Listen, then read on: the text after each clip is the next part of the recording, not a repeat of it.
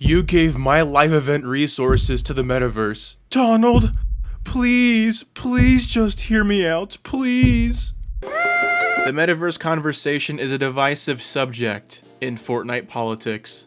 I think I'm peely-pilled. You know, recently I've seen a lot of moping. After Donald Mustard shared his reasons for leaving Epic Games, it left a sour taste in people's mouths, like eating shit. And once he realized that his dream would be minimized, he left and played a YouTube outro. I don't know, I'm in this weird position where I'm kinda bummed out, but I'm also kinda excited, because despite playing since the very start, I was never attached to the main storyline, and I didn't know who Donald Mustard was until Chapter 3, so I guess you can call me biased. But the reason why I'm kinda nonchalant about this is because I've seen similar events with a different gaming franchise when it comes to fans craving for a bigger story within their game. Look, next. Oh my god. I'll make this one quick. The reason why everyone loved COD Zombies was because of the gameplay loop. While there was some storyline elements, it was very minimal. But over the years, the storyline got bigger. Everyone got so hung up on the storyline and what gets retconned and what's canon. And the executive producer of Zombies kinda hesitated on what to add due to the potential clashing of events and retconning. Then Black Ops 4 came out and it was very storyline focused. Gameplay was terrible with a laughable HUD. The storyline just confused people more and was just a flop in general. And since then, maybe aside from Cold War, Zombies just fell off so hard. And this fucking decimated the COD Zombies community. It's actually insane. Here's a picture of the community right now. You're probably wondering why I'm comparing Fortnite storyline to COD Zombies storyline, out of all things. Alright, welcome to the storyline. First of all, you're gonna go over here, stand next to the radio, and listen to all this lore dumping and all this text. I know Fortnite isn't as bad as Zombies, but it's the same concept. In reality, it's very heartbreaking. I feel like I'm in a Bart Simpson edit every time I see a game slowly gravitate towards story at the cost of good gameplay. That all pretty much left a huge chip on my shoulder. My man's is so scared, he behind the crib. He in the backyard looking over like, damn. I'm not saying that video games can't have stories. Like, this is one of the best games ever made. Like, it's a fucking book. But Fortnite, I don't really think a giant convoluted story is really necessary. I mean, the current story isn't terrible.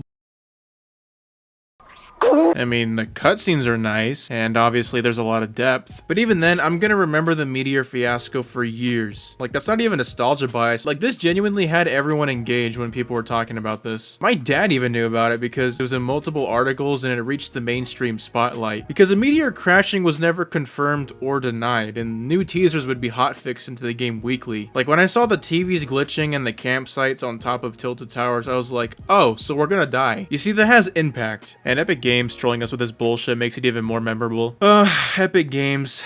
Joke's on you guys. But I turned on my confrontational emote setting, so now I can't see it. I'm 9 years old, by the way. Like, aside from the glimpses in the Season 4 trailer, Dusty Depot's destruction happened off-screen and was still the most surreal thing to happen on planet Earth. And that's when Fortnite excels in storytelling, in my opinion. When it's, hey, this might happen. We're not gonna put in radios or dialogue. It's gonna be up to clickbaiters to spread whatever rhetoric they want.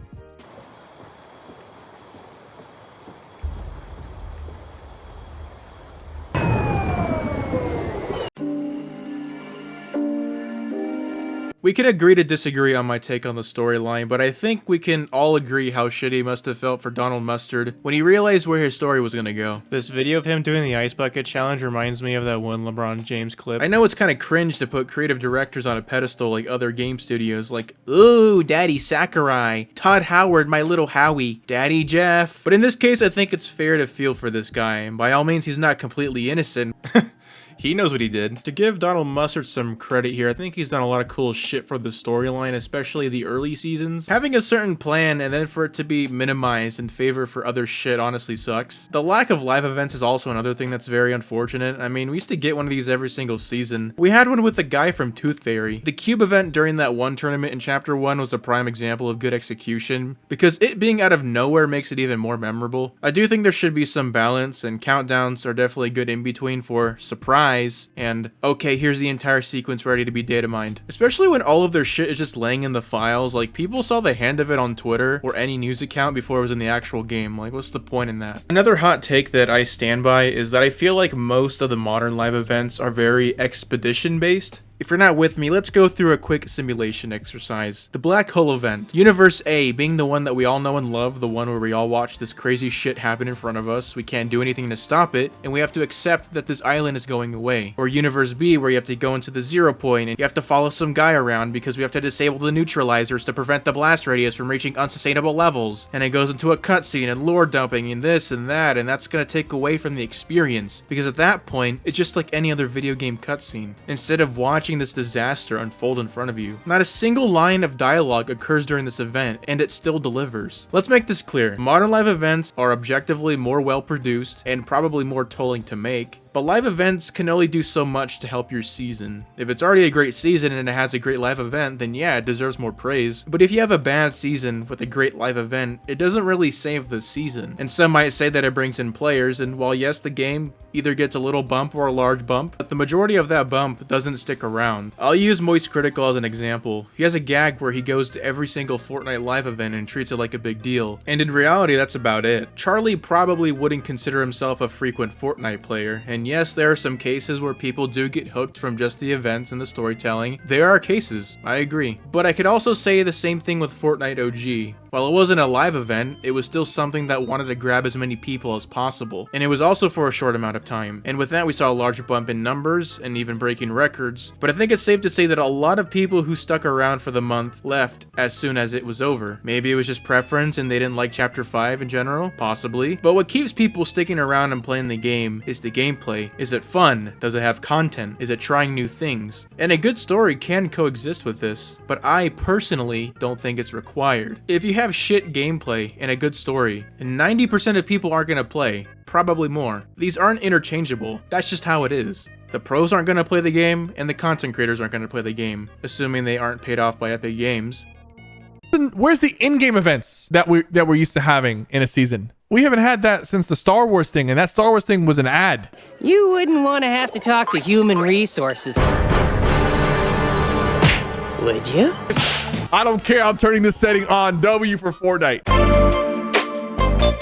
I'm not trying to brainwash you guys to make you think like how I do. I think I just have a personal sense of bitterness after the zombies thing, and any step towards the direction of focusing on story more just scares me, so that's something I have to work on. I'm basically the clown from Toy Story 3 telling the gang about Lotso, but what I'm getting at is avoiding the dilemma of, oh, how does this season fit in the storyline? What if this retcons this, or how does this retcon that? And Battle Royale needs to be the main priority. I think Battle Royale's doing fine. I know right now we're getting a lot with Avatar ending and Star Wars starting immediately after, but I think as long as the overall experience doesn't get messed with to the degree of being intolerable, I think we should be fine. I really do. Because like I said, I've seen a lot worse. While editing this video, Clark and Smurf posted their videos on their thoughts of the storyline direction. While they have opposing viewpoints from me, I think that they are very well made videos. Go watch them. Please comment if you agree or disagree. I want to see other perspectives. I might just be crazy about all of this, maybe I'm not. Feel free to contest, is what I'm saying. If you want to support me, use my creator code Leo1. Young Sheldon says that you get 100 million years of good luck if you do it.